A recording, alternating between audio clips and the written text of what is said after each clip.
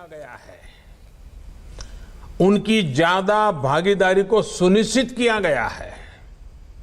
अब देश के श्रम क्षेत्र को भी महिलाओं के लिए पूरी तरह से खोल दिया गया है। साथियों, किसानों, श्रमिकों और महिलाओं की ही तरह छोटे छोटे स्वरोजगार से जुड़े साथियों का एक बहुत बड़ा वर्ग ऐसा था जिसकी सूद कभी नहीं ली गई। रेहड़ी पटरी, फेरी पर काम करने वाले लाखों साथी जो आत्मसम्मान के साथ अपने परिवार भरण पोषण करते हैं, उनके लिए भी पहली बार एक विशेष योजना बनाई गई है। ऐसे लाखों रेहड़ी पटरी वाले साथियों को बैंक से सीधे 10,000 रुपये का ऋण उपलब्ध कराया जा रहा है।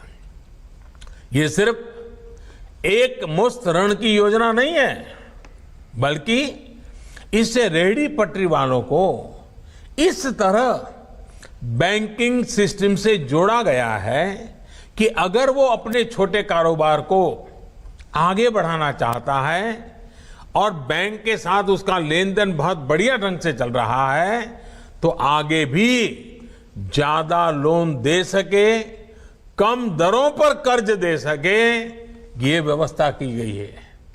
ऐसे काम से जुड़े अनेक साथी गांवों को छोड़कर शहर पहुंचते हैं।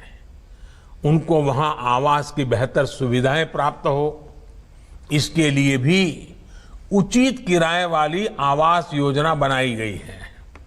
साथियों, कोशिश ये है कि आत्मनिर्भरता के व्यापक मिशन से जुड़े हर कोई जुड़े, सभी को अवसर मिले, और यही तो दीनदयाल जी का सपना पूरा करने का प्रयास है।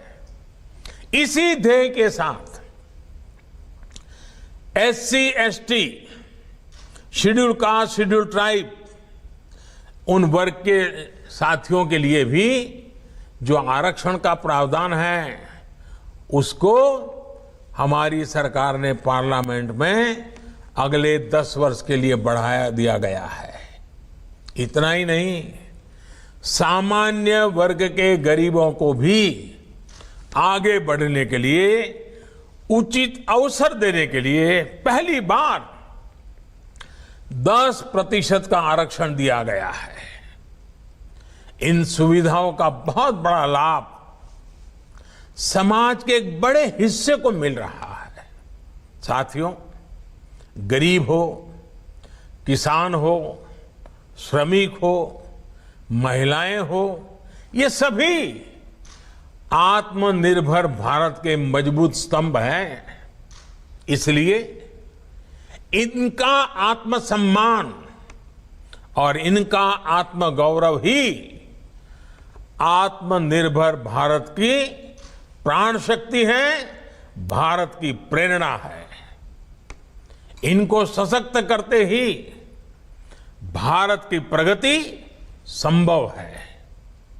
भाजपा की हर सरकार, चाहे वो केंद्र में हो या राज्य में, वो यही प्रयास कर रही हैं कि समाज के सभी को सही अवसर मिले, कोई खुद को छूटा हुआ महसूस न करें।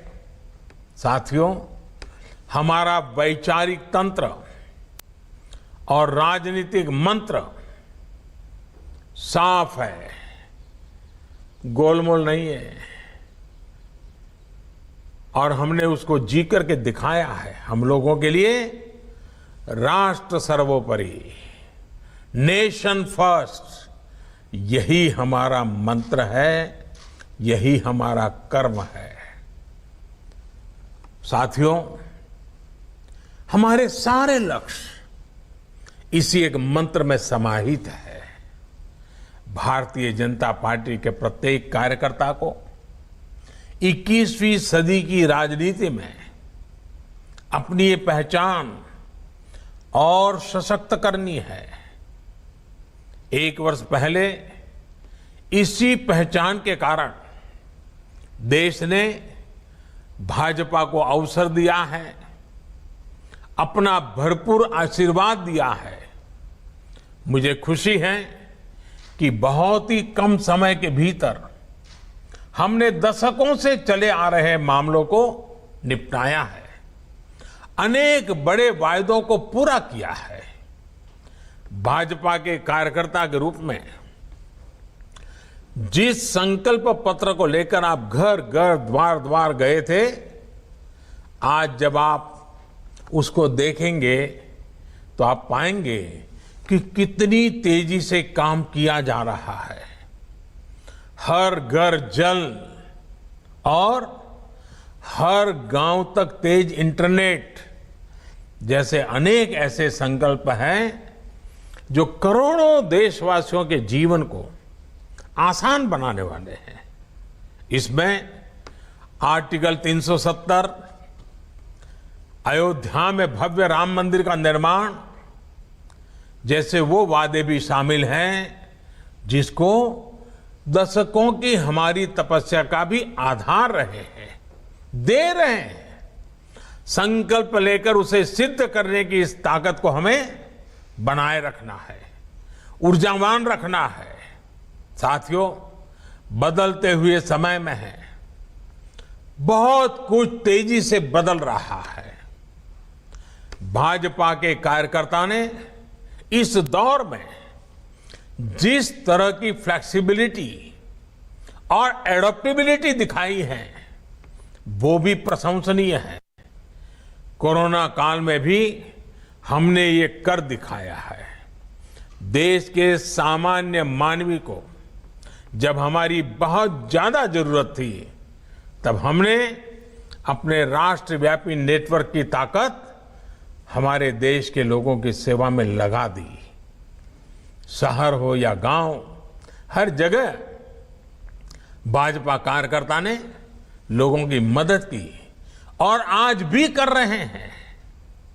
बदलती परिस्थितियों में भारतीय जनता पार्टी ने अपने जनसंपर्क को टेक्नोलॉजी आधारित भी बनाने का भरपूर सफल प्रयास किया है। अभी आपके सामने प्रस्तुत करते प्रधानमंत्री नरेंद्र मोदी का संबोधन जो भारतीय जनता पार्टी के कार्यकर्ताओं को वो आज कर रहे हैं। उन्होंने स्पष्ट कहा कि कहीं भी कोई दुविधा नहीं है, नेशन फर्स्ट यही मूल मंत्र है।